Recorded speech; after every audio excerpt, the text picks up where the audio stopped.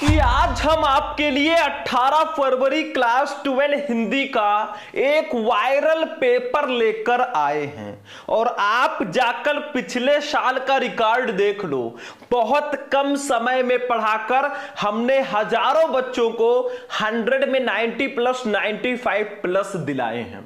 तो अगर आप भी 18 फरवरी को क्लास 12 हिंदी का पेपर देने जा रहे हो और आपको भी थोड़ा बहुत डर लग रहा है कि सर हिंदी में हम पास तो हो जाएंगे, लेकिन हिंदी एक स्कोरिंग सब्जेक्ट है जो हमारे परसेंटेज को बढ़ाता है, तो आखिर हम कैसे हिंदी में 100 में 95 प्लस ला सकते हैं और अपने परसेंटेज को इंक्रीज कर पाएंगे। तो आज मैं आपके लिए क्लास 12 हिंदी का एक वायरल पेपर लेकर आया हूं। 18 फरवरी को मैं गारंटी लेता हूं कि इस पेपर में से ज्यादातर क्वेश्चन आपके बोर्ड एग्जाम में आने वाले हैं।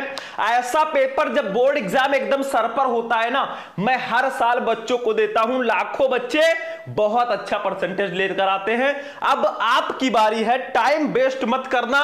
ये पूरे 100 नंबर के हिंदी का पेपर मैं इस वीडियो में विथ सॉल्यूशन बताने वाला हूं, ठीक है, और वो भी ट्रिक के साथ। मान लो आपको कोई क्वेश्चन इसमें से कुछ क्वेश्चन नहीं आ रहा है तो उसका आंसर विथ ट्रिक आप कैसे लिखेंगे वो भी मैं इसी वीडियो में बताऊंगा। यहां पे अपना रोल नंबर डाल दो, यहां पे नाम डाल दो। हिंदी का पेपर है, पेपर कोड है 306 SG और समय आपके पास रहेगा 3 घंटे 15 मिनट का। अगर आप 17 फरवरी को आधी रात को भी ये पेपर देख रहे हो ना, तो एक बार जरूर देख लेना। यकीन मानिए जब रिजल्ट आएगा ना, आपके क्लास का सबसे तेज बच्चा आपसे पूछेगा भाई तेरे इतने नंबर कैसे आ गए। देखो 15 मिनट आपको क्वेश्चन पेपर पढ़ना है। हमारे हिंदी का पेपर 2 खंड में होता है, खंड का और खंड खा। दोनों खंडों के सभी प्रश्नों का आंसर आपको देना है। सबसे पहले हम बात करेंगे खंड का की, जो कि होगा पूरे 50 नंबर का, और इसमें स्टार्टिंग में 10 नंबर के बहुविकल्पीय प्रश्न पूछे जाएंगे, ठीक है, 10 ऑब्जेक्टिव, फिर गद्यांश, फिर पद्यांश, फिर साहित्यिक परिचय, फिर कहानी, फिर खंड काव्य। खंड का में गद्यांश पद्यांश सबको सॉल्व करने का मैं ट्रिक भी बताऊंगा।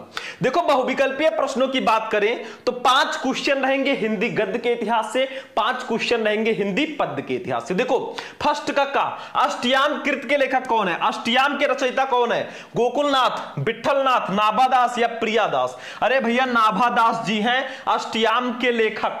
बहुत सिंपल सा क्वेश्चन है, सिंपल सा आंसर है। चलो अगला क्वेश्चन देखो ध्यान से, खा वाला। धर्मवीर भारती द्वारा लिखित उपन्यास है, बताओ इसमें से कौन सा उपन्यास है जिसको धर्मवीर भारती जी ने लिखा है। बहुत इंपॉर्टेंट है भैया। अब खुद को कमरे में बंद कर दो, अब समय नहीं है, और पढ़कर दिखा दो कि मैंने कम से कम समय में पढ़कर कितना अच्छा परसेंटेज मैंने प्राप्त किया। परंतु सूरज का 7वां घोड़ा, मुक्तिबोध या नदी के द्वीप, भैया धर्मवीर भारती का जो उपन्यास है वो सूरज का 7वां घोड़ा है। इसका अगर पीडीएफ चाहिए आप सभी को, पीडीएफ, तो आप लोग सिर्फ और सिर्फ इस वीडियो को 2000 लाइक्स तक पहुंचा दो मेरे भाई। 2000 लाइक्स कर दो और 1000 कमेंट आप लोग कर देना भैया, अगर इसका पूरा पीडीएफ चाहिए। सिर्फ इसी का नहीं, अगर आपको हमारे पूरे सब्जेक्ट के इंपॉर्टेंट क्वेश्चन का पीडीएफ, वायरल पेपर, सबका नोट्स चाहिए ना, सिर्फ और सिर्फ 2000 लाइक्स आप पहुंचा दो। ये आपके लिए टारगेट है, मैं सारे नोट्स फ्री कर दूंगा। अगर आपने अभी लाइक कर दिया, मैं अभी बीच में वीडियो के आपको बता दूंगा कि फ्री नोट्स कहां मिलेगा, ठीक है, अभी मैं बताने वाला हूं, बस ध्यान से वीडियो देखो, लाइक करते रहो, हमें मोटिवेशन मिलेगा, हम आपके लिए और अच्छी अच्छी क्लासेस लाएंगे। चलो गा वाला, जयशंकर प्रसाद द्वारा लिखित नाटक नहीं है, इसमें से कौन सा नाटक जयशंकर प्रसाद जी का नहीं है। करुणालय, कल्याणी परिणय, सज्जन या फिर भारत सौभाग्य। इसका राइट आंसर होगा भारत सौभाग्य। भारत सौभाग्य जो है ये जयशंकर प्रसाद जी का नाटक नहीं है, बाकी तीनों नाटक हमारे जयशंकर प्रसाद जी के ही हैं। चलो भैया अगला क्वेश्चन देख लो, घा वाला। इनमें से आत्मकथा विधा की रचना है, कौन सी रचना आत्मकथा विधा की है? अर्ध कथा, परती परिकथा, आवारा मसीहा या अजय की डायरी। अजय की डायरी जो है ना ये आत्मकथा विधा की रचना है। चलो फटाफट चलो, क्योंकि पूरे 100 नंबर का हमें पेपर सॉल्व करना है। ये कोई छोटा मोटा वीडियो नहीं है, आपके लाइफ में ये चेंजेस लेकर आएगा, बदलाव लेकर आएगा, क्योंकि ऐसा वीडियो बार बार नहीं मिलता, किस्मत वालों को मिलता है। चलो भैया, यात्रा वृत्त संबंधी गद्यकृत अरे आयावर रहेगा याद, इसके लेखक कौन है? अरे आयावर रहेगा याद, इसके लेखक कौन है? बहुत इंपॉर्टेंट है। केदारनाथ अग्रवाल, मोहन राकेश, सच्चिदानंद, हीरानंद वात्स्यायन गे या हरिशंकर प्रसाई? भैया गे जी हैं। अरे आयावर रहेगा याद, इसके लेखक है हमारे अज्ञे जी। तीसरा ऑप्शन बिल्कुल सही है। चलो दूसरे का का देख लो। दूसरे का का, इनमें से किस काव्य कृति पर ज्ञानपीठ पुरस्कार मिला है? बताओ, इनमें से कौन सी काव्य कृति है जिस पर लेखक को ज्ञानपीठ पुरस्कार मिला? देखो, लोकायतन, अग्निरेखा, कितनी नावों में कितनी बार, या रसवंती। अरे भैया, कितनी नावों में कितनी बार जो रचना है ना, इस पर हमारे अज्ञे जी को ज्ञानपीठ पुरस्कार प्राप्त हुआ है। भाई फंसा कर भी आपसे क्वेश्चन किया जाएगा। 5 क्वेश्चन हिंदी गद्य साहित्य के इतिहास से हो गए थे, ये जो क्वेश्चन है हिंदी पद्य साहित्य के इतिहास से है। चलो खा वाला, तीसरा सप्तक का प्रकाशन वर्ष है। तीसरा सप्तक कब प्रकाशित हुआ? सन 1957, 1959, 1960 या 1961? भैया तीसरा सप्तक जो है 1959 में प्रकाशित हुआ। तार सप्तक कब प्रकाशित हुआ? तार सप्तक 1943 में। मैंने ट्रिक भी बताया था, तार में ता और आता है, और तीसरा सप्तक 43 में भी तावर आता है, तो थोड़ा ट्रिक आप याद रखिएगा। चलो गा वाला देखो बच्चों, गा वाला, कला और बूढ़ा चांद कृत के रचयिता कौन है? बताओ, कला और बूढ़ा चांद, इसके रचयिता कौन है? सुमित्रा नंदन पंत, शिवमंगल सिंह सुमन, सुदामा प्रसाद पांडे धूमिल या रामधारी सिंह दिनकर? अरे भैया, कला और बूढ़ा चांद के रचयिता हैं सुमित्रा नंदन पंत जी। पहला ऑप्शन आंख बंद करके टिक कर दो मेरे भाई, फर्स्ट ऑप्शन ही सही है। चलो आगे बढ़ते हैं। घा वाला देख लो आंसर, घा वाला क्वेश्चन, किस महाकाव्यात्मक कृत में 12 सर्ग हैं? बताओ, इसमें से कौन सी रचना है जिसमें 12 सर्ग हैं? कामायनी, प्रिय प्रवास, साकेत या वैदेही वनवास? अरे आंख बंद करके टिक करो, साकेत। साकेत महाकाव्य में जो है 12 सर्ग हैं, तो थर्ड ऑप्शन बिल्कुल करेक्ट होगा। समझ में आ रहा है ना बच्चों? अगला क्वेश्चन अंगा नंबर, छायावाद की प्रमुख विशेषता है। बताओ, छायावाद की प्रमुख विशेषता क्या है? इतिवृत्तात्मकता, श्रृंगार रस की प्रधानता, युद्धों का सजीव वर्णन या स्थूल के प्रति सूक्ष्म का विद्रोह? भैया यही चौथा ऑप्शन सही है। छायावाद की प्रमुख विशेषता है स्थूल के प्रति सूक्ष्म का विद्रोह। आपका चौथा ऑप्शन सही होगा। टोटल 10 क्वेश्चन आपके ऑब्जेक्टिव हो चुके हैं। 5 क्वेश्चन हिंदी गद्य के इतिहास से, 5 क्वेश्चन हिंदी पद के इतिहास से। भाई 10 क्वेश्चन कंप्लीट। समझ में आ रहा है? अभी तो पूरे 100 नंबर का पेपर सॉल्व करना है। बस आप लोग हमें मोटिवेट करते रहो भाई। हमारे अंदर एनर्जी कब आएगी? जब लाइक का तड़का लगेगा। फटाफट लाइक करते चलो वीडियो को। चैनल को सब्सक्राइब कर लोगे तो आपको नोटिफिकेशन जल्दी जल्दी मिल जाएगा। अब देखो गद्यांश पे आते हैं भाई। फ्री का नंबर, सिर्फ ट्रिक लगाओ और नंबर ले जाओ। देखो, दिए गए गद्यांशों पर आधारित निम्नलिखित प्रश्नों के उत्तर दीजिए 10 नंबर। इस गद्यांश को ध्यान से पढ़ना है। इसके नीचे 5 क्वेश्चन है, इसका आंसर देना है। कैसे लिखना है वो सब मैं बताऊंगा, ठीक है? नहीं पता तो एक और नीचे गद्यांश रहेगा, 2 में से एक ही करना है। कहां है नीचे अभी मैं बताऊंगा, पहले इसको हम सॉल्व तो कर लें। देखो, मैं आपको ये पढ़कर पहले बताऊंगा, फिर क्वेश्चन का आंसर ढूंढ कर बताऊंगा, उसके बाद में लिखना सिखाऊंगा। तो पहले इसको पढ़ते हैं। देखो, रविंद्रनाथ ने इस भारतवर्ष को महामानव समुद्र कहा है। विचित्र देश है वो, असुर आए, आर्य आए, शक आए, हूड़ आए, नाग आए, अच्छाए, गंधर्व आए, न जाने कितनी मानव जातियां यहां आई और आज के भारतवर्ष को बनाने में अपना हाथ लगा गई। जिसे हम हिंदू रीति रीत कहते हैं वो अनेक आर्य और आर्येतर उपादानों का अद्भुत मिश्रण है। बस हो गया। अब देखो, इस चैप्टर को पहचानो, किस चैप्टर का ये हो सकता है।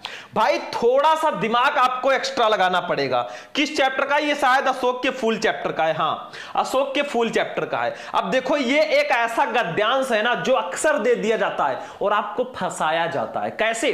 देखो इसमें कहीं अशोक दिख रहा है? नहीं दिख रहा है। ज्यादातर गद्यांश में ट्रिक रहता है। आप पाठ का नाम और उसके लेखक का नाम पहले ही याद रखना, ठीक है, याद कर लेना। बाकी भैया जैसे राष्ट्र का स्वरूप का होगा तो राष्ट्र उसमें ट्रिक रहेगा, अशोक के फूल का होगा अशोक रहेगा, भाषा और आधुनिकता का होगा भाषा रहेगा। लेकिन यहां पे कहीं ट्रिक नहीं है, यही गद्यांश बार बार पूछा जाता है, ये सीक्रेट है। तो देखो पहला क्वेश्चन है, उपरोक्त गद्यांश के पाठ और लेखक का नाम लिखिए। पाठ का नाम अशोक के फूल, लेखक का नाम हजारी प्रसाद द्विवेदी। किस चैप्टर के लेखक कौन है ये आपको पहले से ही याद रखना है। दूसरा, रेखांकित अंश की व्याख्या कीजिए। अरे भैया इसकी व्याख्या कर दो अपनी भाषा में, 2-4 लाइन बढ़ा के लिख दो, काम खत्म है। अपने तरीके से नहीं आ रहा है भाई, नीचे के लाइन उठाकर लिख दो। क्या करोगे? हिंदी लिखना है। तीसरा, रविंद्रनाथ ने किसे महामानव समुद्र कहा है? तो महामानव समुद्र ये देखो मिल गया, यही लाइन उठाकर लिख दो। रविंद्रनाथ ने इस भारतवर्ष को महामानव समुद्र कहा है। अगर आपने 2 क्वेश्चन का आंसर दे दिया ना, बाकी तीनों क्वेश्चन बिल्कुल हलवा होते हैं। देखो यहां पे सीधा सीधा आंसर दिया गया है। चौथा, भारतवर्ष के निर्माण में किन किन का सहयोग रहा है? देखो सबका सहयोग रहा। क्या लिखा है? रविन्द्रनाथ ने इस भारतवर्ष को महामानव समुद्र कहा है। विचित्र देश है वो, आसुर आए, आर्य आए, शक आए, हूण आए, नाग आए, यक्ष आए, गंधर्व आए, न जाने कितनी मानव जातियां यहां आई और आज के भारतवर्ष को अपना बनाने में अपना हाथ लगा गई। तो किसका सहयोग रहा है? इन सभी का, असुर का, आर्य का, शक, हूण का, नाग का, यक्ष का और गंधर्व का, सबका सहयोग रहा है इस भारतवर्ष को बनाने में। ठीक है, अभी मैं आंसर लिखना बताऊंगा, यही लिखना है आपको उठा के। पांचवा, आर्य, शक, हूण कहां आए? अरे भैया आर्य, शक और हूण समय समय पर हमारे भारतवर्ष में ही तो आए। ठीक है, बस हो गया, फ्री का नंबर है। अब जब इसको लिखना तो ऐसे लिख देना, रविंद्रनाथ ने डॉट डॉट डॉट डॉट करके मिश्रण है। पहला क्वेश्चन है उपरोक्त गद्यांश के पाठ और लेखक का नाम लिखिए, तो हम संदर्भ लिख देंगे या डायरेक्टली भी लिख सकते हैं, पाठ का नाम अशोक के फूल, लेखक का नाम हजारी प्रसाद द्विवेदी। ठीक है, तो देखो संदर्भ, प्रस्तुत गद्यांश हमारी पाठ्य पुस्तक के गद्य भाग में संकलित तथा हिंदी के सुविख्यात निबंधकार आचार्य हजारी प्रसाद द्विवेदी द्वारा लिखित अशोक के फूल नामक ललित निबंध से अवतरित है। भैया ये लेखक का नाम, ये पाठ का नाम और 2 नंबर ये देखो आपके नाम। फ्री का नंबर है, बटोर लो भाई, इकट्ठा कर लो, नंबर फ्री मिल रहे हैं।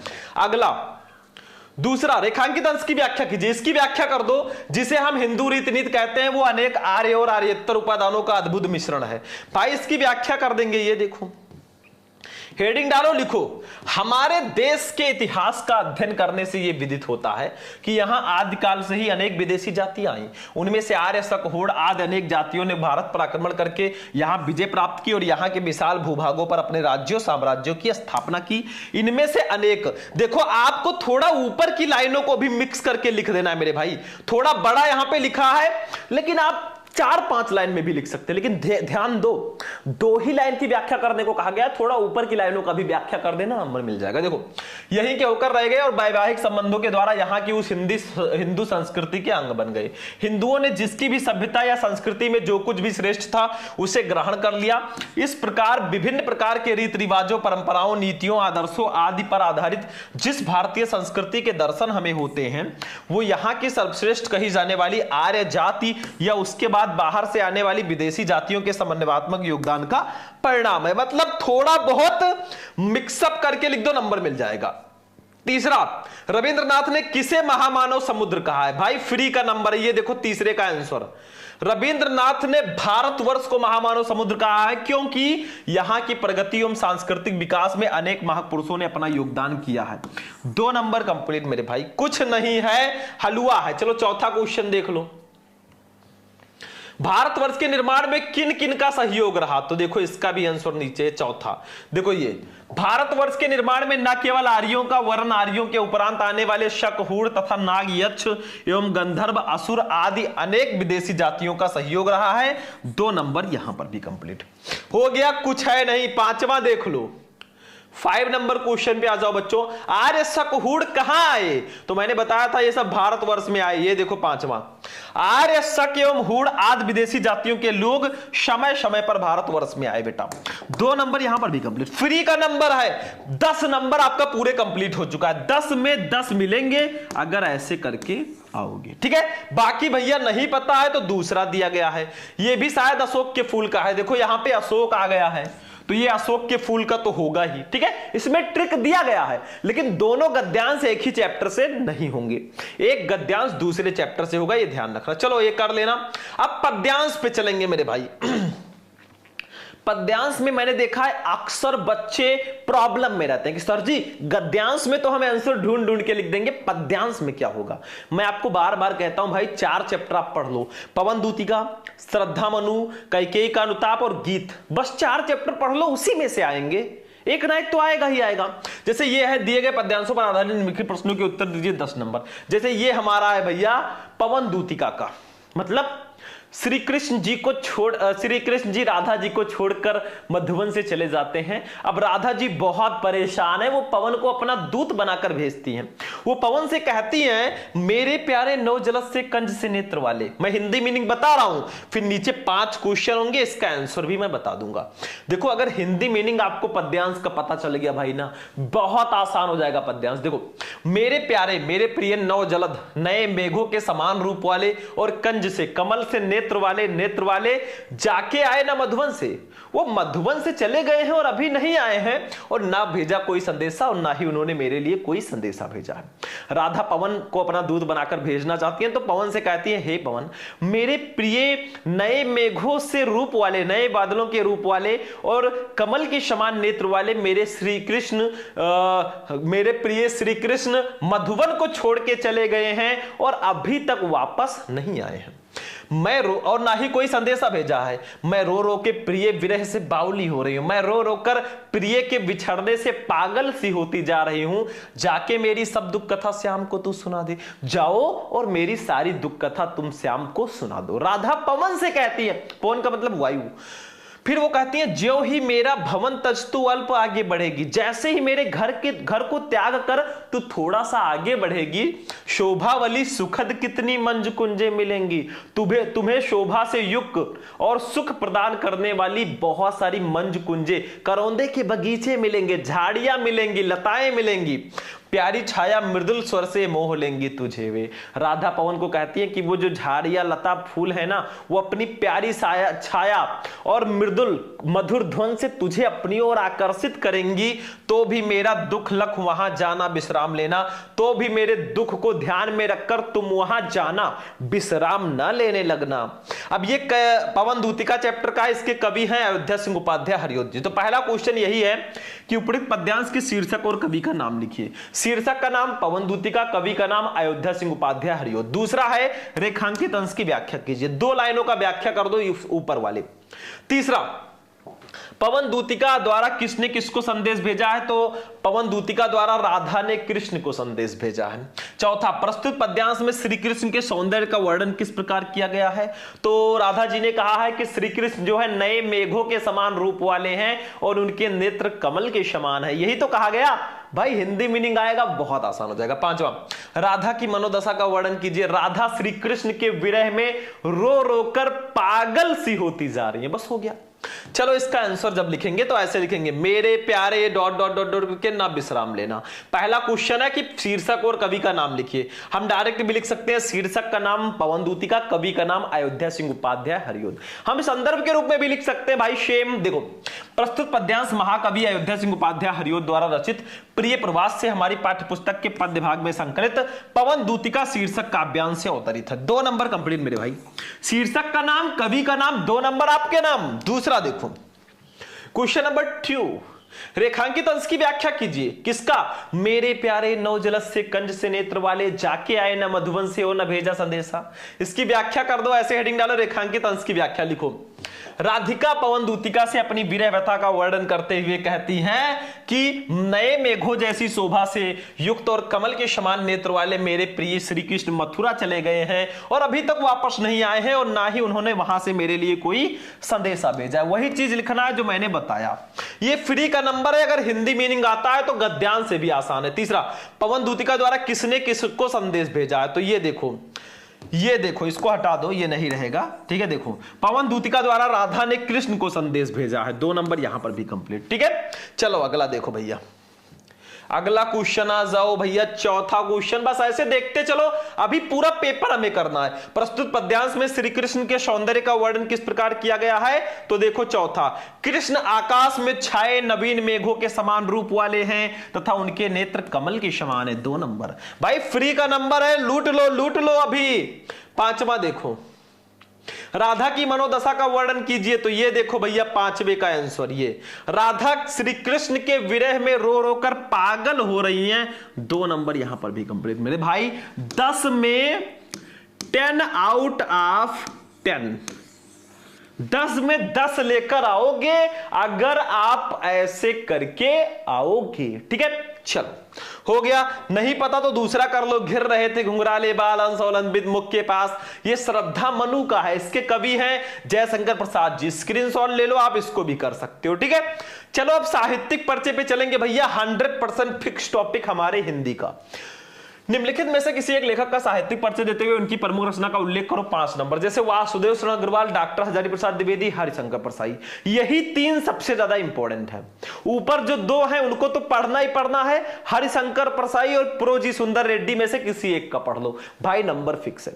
आज हम वासुदेव शरण अग्रवाल जी का पढ़ेंगे भाई, एक बार नहीं, मैंने कई बार ये आपको बता चुका हूं मैं। ठीक है, आप 3 लेखक का पढ़ लो भाई, छुट्टी है, 5 नंबर फिक्स है। आपको कौन कौन सा याद है कमेंट कर देना। ठीक है, चलो वासुदेव शरण अग्रवाल, जब भी इनका साहित्यिक परिचय लिखो पहले छोटा सा जीवन परिचय लिख देना, या बॉक्स बनाकर साहित्यिक परिचय लिख देना, तब साहित्य जीवन परिचय लिख देना, तब हम साहित्यिक परिचय लिखेंगे। देखो जीवन परिचय, डॉक्टर वासुदेव शरण अग्रवाल का जन्म सन 1904 ईस्वी में मेरठ जनपद के खेड़ा नामक ग्राम में हुआ था।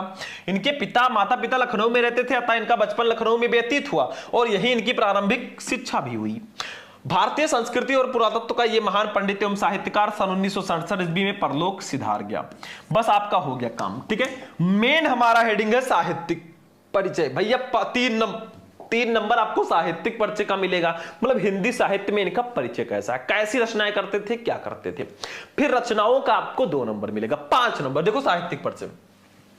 डॉक्टर अग्रवाल भारतीय संस्कृति, पुरातत्व और प्राचीन इतिहास के प्रकांड पंडित एवं अन्वेषक थे। इनके मन में भारतीय संस्कृति को वैज्ञानिक अनुसंधान की दृष्टि से प्रकाश में लाने की उत्कट इच्छा थी। ठीक है, फिर आगे देखो। अतः इन्होंने उत्कृष्ट कोटि के अनुसंधात्मक निबंधों की रचना की। इनके अधिकांश निबंध प्राचीन भारतीय इतिहास और संस्कृति से संबद्ध हैं। इन्होंने अपने निबंधों में प्रागैतिहासिक, वैदिक एवं पौराणिक धर्म का उद्घाटन किया। निबंध के अतिरिक्त इन्होंने पाली, प्राकृत और संस्कृत के अनेक ग्रंथों का संपादन और पाठ शोधन किया। जायसी के पद्मावत पर इनकी टीका सर्वश्रेष्ठ मानी जाती है। इन्होंने वाणभट्ट के हर्षचरित का सांस्कृतिक अध्ययन प्रस्तुत किया। 3 नंबर इसका मिलेगा मेरे भाई, 3 नंबर पूरे। चलो 2 नंबर रचनाओं का। देखो कोई भी टॉपिक हो, चाहे वो बहुविकल्पीय प्रश्न हो, चाहे गद्यांश, पद्यांश, जीवन परिचय, सब मैं पढ़ा चुका हूं अलग अलग वीडियोस में। अगर साहित्यिक परिचय सारे का सारा देखना है तो YouTube पे सर्च करो क्लास 12 हिंदी इंपॉर्टेंट जीवन परिचय शुभम लेक्चरर। सारे लेखक, सारे कवि एक ही वीडियो में आपको मिल जाएंगे। रचनाएं, इनकी प्रमुख रचनाएं निम्न है। निबंध संग्रह में पृथ्वीपुत्र, कल्पलता, कला और संस्कृत, कल्प वृक्ष, भारत की एकता, माता भूमि पुत्रो हम पृथिव्या, वागधारा, ये सब इनके प्रसिद्ध निबंध संग्रह है। शोध प्रबंध में पाणिनकालीन भारतवर्ष। ठीक है, आलोचना साहित्य में पद्मावत की संजीवनी व्याख्या तथा हर्षचरित का सांस्कृतिक अध्ययन। संपादन में पाली, प्राकृत और संस्कृत के एकाधिक ग्रंथों का इन्होंने संपादन भी किया। 2 नंबर इसका, मतलब पूरे के पूरे 5 में 5 नंबर आपको मिल जाएंगे। कवियों पे हम लोग चल रहे हैं। कवियों में आज हम देखो निम्नलिखित में से किसी एक कवि का साहित्यिक परिचय देते हुए उनकी प्रमुख रचना का उल्लेख करो। 5 नंबर, जैसे मैथिली शरण गुप्त, रामधारी सिंह दिनकर, सुमित्रा नंदन पंत। तीनों में से किसी एक कवि का, मैं बोल रहा हूं आप 4 कवि का पढ़ लो। मैथिली शरण गुप्त, रामधारी सिंह दिनकर, सुमित्रा नंदन पंत और महादेवी वर्मा का पढ़ लो, या महादेवी वर्मा और जयशंकर प्रसाद में से एक पढ़ लो भाई, नंबर फिक्स है, कोई काट ही नहीं सकता। आज हम पढ़ेंगे मैथिली शरण गुप्त जी का, राष्ट्र कवि है हमारे। देखो जीवन परिचय। राष्ट्र कवि मैथिली शरण गुप्त का जन्म सन 1886 ईस्वी में चिरगांव जिला झांसी में हुआ था। इनके पिता का नाम सेठ रामचरण गुप्त था। सेठ रामचरण गुप्त स्वयं एक अच्छे कवि थे। घर पर ही इनकी प्रारंभिक शिक्षा का प्रबंध किया गया, जहां इन्होंने अंग्रेजी, संस्कृत और हिंदी का अध्ययन किया।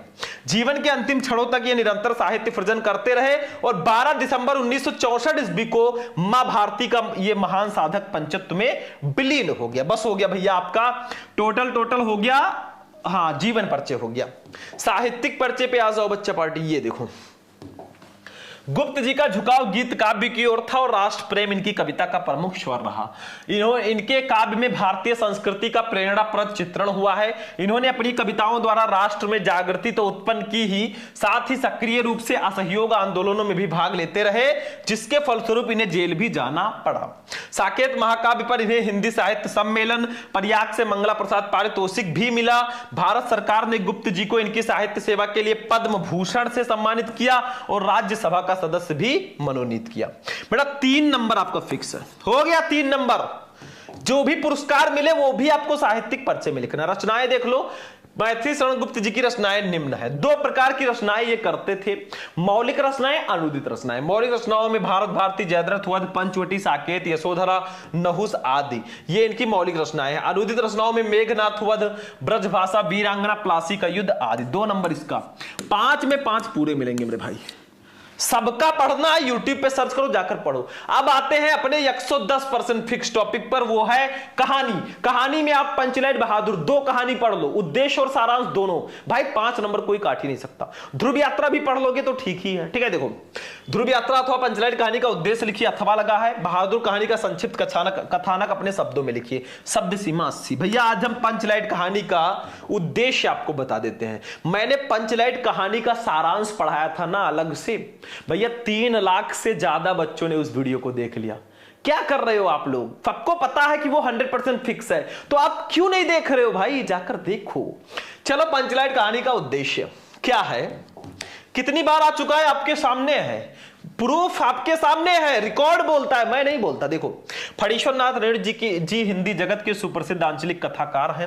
अनेक जन आंदोलनों से वे निकट से जुड़े रहे, इस कारण ग्रामीण अंचलों से उनका निकट का परिचय है। उन्होंने अपने पात्रों की कल्पना किसी कॉफी हाउस में बैठकर नहीं की, अपितु वे स्वयं अपने पात्रों के बीच रहे हैं। बिहार के अंचलों के सजीव चित्र इनकी कथाओं के अलंकार हैं। पंचलाइट भी बिहार के आंचलिक प्रवेश की कहानी है। शीर्षक कथा का केंद्र बिंदु है। शीर्षक को पढ़कर ही पाठक कहानी को पढ़ने के लिए उत्सुक हो जाता है। इस कहानी के द्वारा रेड्डी जी ने ग्रामीण अंचल का वास्तविक चित्र खींचा है। ठीक है, आगे देखो, गोधन के द्वारा पेट्रोमैक्स जला देने पर उसकी सभी गलतियां माफ कर दी जाती हैं, उस पर लगे सारे प्रतिबंध हट जाते हैं तथा उसे मनोनुकूल आचरण की छूट भी मिल जाती है। इससे स्पष्ट होता है कि आवश्यकता बड़े से बड़े रूढ़िगत संस्कार और परंपरा को व्यर्थ साबित कर देती है। कथानक संक्षिप्त, रोचक, सरल, मनोवैज्ञानिक और यथार्थवादी है। इसी केंद्रीय भाव के आधार पर यह कहानी के एक महत्वपूर्ण उद्देश्य को स्पष्ट किया गया है। इस प्रकार पंचलाइट जलाने की समस्या और उसके समाधान के माध्यम से कहानीकार ने ग्रामीण मनोविज्ञान का सजीव चित्र उपस्थित किया है। ग्रामवासी जाति के आधार पर किस प्रकार टोलियों में विभक्त हो जाते हैं और आपस में ईर्ष्या द्वेष युक्त भावों से भरे रहते हैं, इसका बड़ा ही सजीव चित्रण इस कहानी में हुआ है। रेड्डी जी ने यह भी दर्शाया है कि भौतिक विकास के इस आधुनिक युग में भी भारतीय गांव और कुछ जातियां कितने अधिक पिछड़े हुए हैं। कहानी के माध्यम से रेड्डी जी ने अप्रत्यक्ष रूप से ग्राम सुधार की प्रेरणा दी है। 5 में 5 कंप्लीट। भैया पंचलाइट बहादुर ध्रुव यात्रा 3 कहानी पढ़ लो, या फिर आप पंचलाइट और बहादुर ही पढ़ लो, उद्देश्य और सारांश दोनों पढ़ना। 5 नंबर कोई काट ही नहीं सकता, लिख कर ले लो मेरे से। खंड काव्य पे आ जाओ बच्चों, फ्री का नंबर देखो। स्वापठित खंड काव्य के आधार पर किसी एक खंड के एक प्रश्न का उत्तर दीजिए। 5 नंबर 80 शब्दों में मिनिमम लिखना है। भैया 5-6 खंड काव्य है, ये जिला वाइज होता है। इकलौता ऐसा टॉपिक जो जिला वाइज होता है, मतलब आप किस जिले से हो। कुछ जिलों में श्रवण कुमार, कुछ जिलों में रश्मि रथी, कुछ जिलों में मुक्त यज्ञ, कुछ जिलों में फत्त की जीत, कुछ जिलों में आलोक वृत्त, कुछ जिलों में त्यागपति। भैया आप किस जिले से हो, आप में कौन सा खंड काव्य है, उसी को पढ़ना, सबको नहीं पढ़ना, सिर्फ एक को जो आपके जिले में हो। नहीं पता तो अपने हिंदी वाले टीचर से पूछो, फिर भी नहीं पता बुक से देखो, क्वेश्चन बैंक से देखो, फिर भी नहीं पता तो हमारे पास कमेंट कर दो कि सर हम इस जिले से हैं, हम आपको खंड काव्य बता देंगे। 50 नंबर का पेपर हो गया। 10 नंबर का बहुविकल्पीय, 10 नंबर का गद्यांश, 10 नंबर का पद्यांश, 10 नंबर का साहित्यिक परिचय, 5 नंबर की कहानी, 5 नंबर का खंड काव्य। बेटा 50 नंबर इज कंप्लीटेड। अब चलेंगे खंड खा पे। खंड खा भी पूरे 50 नंबर का रहेगा भैया, जिसमें सबसे पहले हिंदी संस्कृत का गद्यांश रहेगा। देखो दिए गए गद्यांशों में से किसी एक का संदर्भ हिंदी में अनुवाद करो, 7 नंबर। मैंने बताया था 4 चैप्टर आप पढ़ लो, आज ही जाकर उसका हिंदी मीनिंग पढ़ लो भाई, 7 नंबर कोई नहीं काट पाएगा। जातक कथा, महामना मालविया, पंचशील सिद्धांता, संस्कृत भाषा या महत्तम, 4 चैप्टर पढ़ लो भाई, नंबर फिक्स है। बरसात की तरह नंबर बरसेंगे, ये ध्यान रखना, ठीक है। चलो अब देखिए, सबसे पहले हमारा संस्कृत का गद्यांश रहेगा 8वां वाला। देखो का वाला, ये आपका संस्कृत साहित्यम सरसम व्याकरण सुनिश्चितम, ठीक है। अब ये किस चैप्टर का है पहचानो, ये संस्कृत भाषा या महत्तम चैप्टर का गद्यांश है, ठीक है। पता है तो कर लो, नहीं तो दूसरा देखो, ये महामना विद्वान वक्ता, अब महामना आ गया तो ये महामना मालवीय चैप्टर का हमारा गद्यांश है। दोनों में से कोई एक ही करना है भाई, आपका 7 नंबर फिक्स है। आप लोग यूट्यूब पे सर्च करना क्लास 12 हिंदी संस्कृत इंपॉर्टेंट गद्यांश शुभम लेक्चरर, आपको वीडियो मिल जाएगा। सारे के सारे गद्यांश मैंने एक ही वीडियो में बता रखा है। चलो पद्यांश की बात करें, खा वाला। देखो दिए गए पद्यांशों या श्लोकों में से किसी एक का संदर्भ हिंदी में अनुवाद करो 7 नंबर। जैसे सुखार्थिना कुतो विद्या, कुतो विद्यार्थिना सुखम, सुखार्थी व त्यजेत विद्याम, विद्यार्थी व त्यजेत सुखम, ठीक है। ये आप कर सकते हो, सुभाषित रत्नानी का है। चलो मैं बता देता हूं, मतलब सुख चाहने वालों को विद्या कहां और विद्या चाहने वाले को सुख कहां। सुखार्थी व त्यजेत विद्याम, विद्यार्थी व त्यजेत सुखम, मतलब सुख चाहने वाले को विद्या त्याग देनी चाहिए और विद्या चाहने वाले को सुख त्याग देना चाहिए। अगर आप चाहते हो मैं घूमूं टहलूं बढ़िया यार एंजॉय करूं, तो भाई कैसे पढ़ पाओगे, ठीक है। तो वही कहा जा रहा है। इसको जब सॉल्व करना मैंने बताया था, ये 100% फिक्स होता है। आप पढ़ लो सुभाषित रत्नानी के सारे श्लोक को, ये एक चैप्टर पढ़ लो, 7 नंबर फिक्स है। बाकी जो चैप्टर है एक एक श्लोक है उसको पढ़ लेना, आपका नंबर बिल्कुल फिक्स है, ठीक है। अब पहले संदर्भ लिख देना ऐसे, सुखार्थिना डॉट डॉट डॉट त्यजेत सुखम। पहले संदर्भ लिखना, ये किस पाठ से है, इसमें लेखक का नाम नहीं लिखना। देखो प्रस्तुत पद्यांश या श्लोक हमारी पाठ्य पुस्तक के संस्कृत भाग में संकलित सुभाषित रत्नान नामक पाठ से अवतरित है, 2 नंबर फिक्स। फिर अनुवाद लिख देंगे, देखो ये अनुवाद, सुख चाहने वाले को विद्या कहां और विद्या चाहने वाले को सुख कहां। इसलिए सुख की इच्छा करने वाले को विद्या प्राप्त करने की इच्छा छोड़ देनी चाहिए, अथवा विद्या चाहने वाले को यानी कि विद्यार्थी को सुख छोड़ देना चाहिए। 5 इसका मिलेगा, 2 इसका मिलेगा, 7 नंबर पूरे के पूरे आपको मिल जाएंगे। भैया सुभाषित रत्नानी पूरे चैप्टर को पढ़ लेना, काम हो जाएगा, फिर टेंशन मत लेना, ठीक है।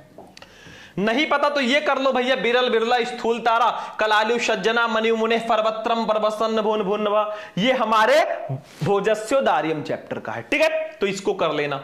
अब अगला देखो 9 नंबर, ये है भैया मुहावरे एवं लोकोक्तियां। देखो इसमें क्या है, तो देखिए स्टूडेंट, जो मुहावरे एवं लोकोक्तियां होता है ना, इसमें क्या करना है, निम्नलिखित मुहावरों लोकोक्तियों में से किसी एक का अर्थ लिखते हुए वाक्य प्रयोग करो। भैया 4 में से किसी एक का अर्थ लिखकर वाक्य प्रयोग कर दो, नंबर फिक्स। जैसे अपना उल्लू सीधा करना, मतलब अपना काम निकालना। जैसे भैया चुनाव के समय जो वोट मांगने वाले लोग हैं ना, वो अपना उल्लू सीधा करने ही तो आते हैं, चुनाव के बाद नहीं दिखेंगे, पहले आएंगे। खा उल्टी गंगा बहाना, मतलब नियम विरुद्ध कार्य करना। गा है गूलर का फूल होना, मतलब दुर्लभ होना। घा है अधजल गगरी छलकत जाए, मतलब कम ज्ञान होने पर अधिक का दिखावा करना। भाई बस 4 में से कोई एक कर लो, नंबर मिल जाएगा। चलो आगे बढ़ो भैया। अब आते हैं एक फ्री का नंबर है, वो है आपठित गद्यांश।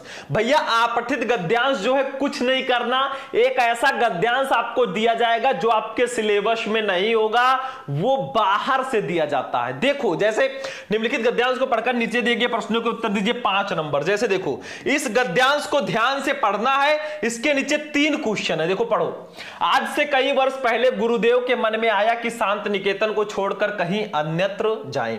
स्वास्थ्य बहुत अच्छा नहीं था, शायद इसलिए या पता नहीं क्यों तय पाया कि वे शांति निकेतन के पुराने 3 मंजिले मकान में रहें। शायद मौज में आकर यह निर्णय लिया हो। वे सबसे ऊपर के तल्ले में रहने लगे।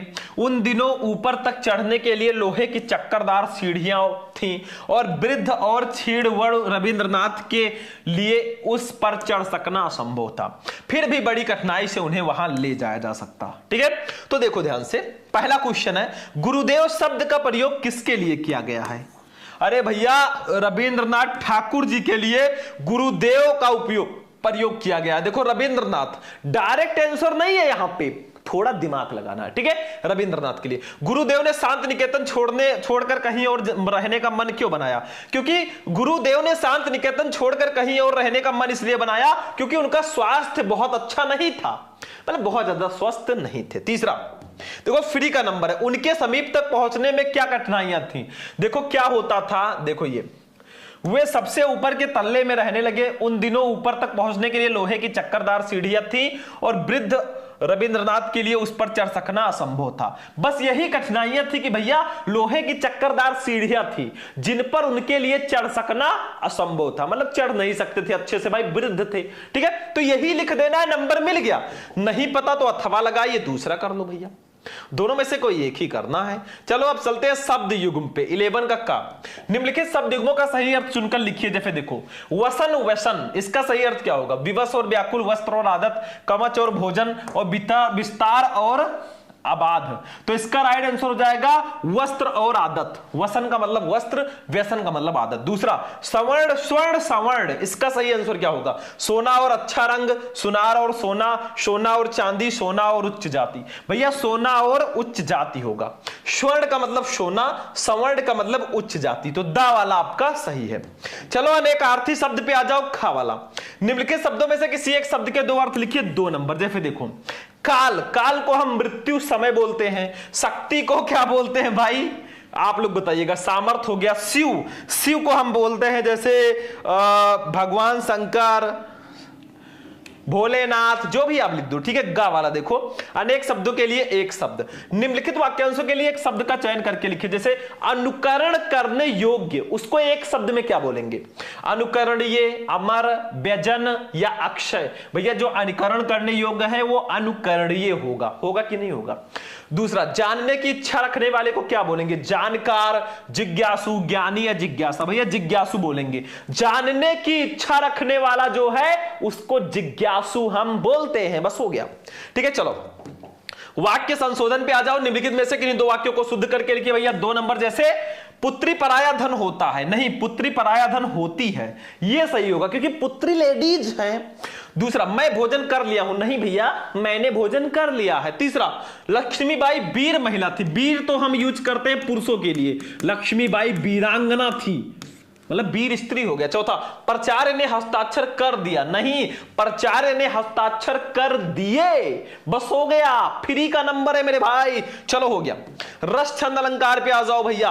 रस आता है 2 नंबर का, छंद 2 नंबर का, अलंकार 2 नंबर का, मतलब 6 नंबर। ये 100% फिक्स है हमारे हिंदी में। मैंने एक ही वीडियो में जितने भी रस हैं, जितने भी छंद है, जितने भी अलंकार हैं, सबको मैं पढ़ा चुका हूं। यूट्यूब पे सर्च करो रस छंद अलंकार शुभम लेक्चर, वीडियो मिल जाएगा। सारे के सारा एक वीडियो में जाकर देखो और भैया 6 नंबर क्लियर करो। यहां पे पूछा गया वियोग श्रृंगार अथवा करुण रस का लक्षण उदाहरण चाहिए, लिखे 2 नंबर। फिर उसके बाद में अलंकार में उपमा अथवा यमक अलंकार की परिभाषा लिखते हुए उदाहरण लिखिए 2 नंबर। फिर गा, दोहा अथवा सोरठा छंद का लक्षण एक उदाहरण लिखिए 2 नंबर। 6 नंबर आपको मिल गए मेरे भाई। लेकिन सबसे इंपॉर्टेंट बात क्या है कि यहां पे आपको 2-2 नंबर के आएंगे। सारे रस, सारे छंद, सारे अलंकार जाकर पढ़ लो, मैंने पढ़ा रखे हैं। पत्र लेखन पे आ जाओ बच्चा। अपने नगर में प्रदूषण से उत्पन्न स्थिति का वर्णन करते हुए उचित अधिकारी को एक आवेदन पत्र लिखो, 6 नंबर। अथवा लगा है छात्रावास विद्यालय की समस्याओं के निराकरण के लिए प्रधानाचार्य को एक आवेदन पत्र लिखो, एक पत्र लिखो। भैया दोनों में से कोई एक करना है। पत्र लिखने का तरीका समझ लो ना भाई, फ्री का नंबर है। मैंने आपको हिंदी के टॉप 5 पत्र एक ही वीडियो में बता रखा है। यूट्यूब पे सर्च करो क्लास 12 हिंदी इंपॉर्टेंट पत्र शुभम लेक्चरर, वीडियो मिल जाएगा, जाकर देख लेना। निबंध पे आ जाओ।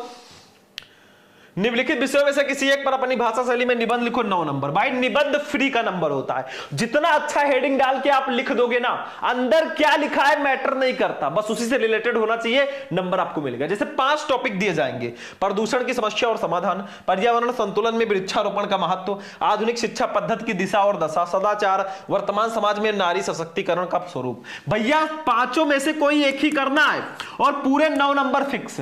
निबंध जब भी लिखना पहले एक रूपरेखा बना लेना, मैंने पहले बताया था। पहले रूपरेखा बना लो, उसके अंदर पहला हेडिंग प्रस्तावना होना चाहिए, बीच में आप जिस टॉपिक पर निबंध लिख रहे हो उससे रिलेटेड हेडिंग, लास्ट में उपसंहार। मतलब निबंध लिखते कैसे, मैंने टॉप 4 निबंध एक ही वीडियो में बता रखा है। यूट्यूब पे सर्च करो क्लास 12 हिंदी इंपॉर्टेंट निबंध शुभम लेक्चरर, वीडियो मिल जाएगा। निबंध लिखने का पूरा तरीका मैंने समझा रखा है। निबंध को मैं यही कहूंगा कि आप जब बोर्ड एग्जाम देने जाना सबसे लास्ट में निबंध को करना। बाकी वीडियो आज का हमारा यहीं पर फिनिश होगा। आज का वीडियो आपको कैसा लगा? वीडियो पसंद आया वीडियो को लाइक कर देना, चैनल पर नए हो चैनल को भी सब्सक्राइब कर लेना। चलते हैं, फिर मिलेंगे किसी नेक्स्ट वीडियो में नेक्स्ट टॉपिक के साथ। तब तक के लिए जय हिंद।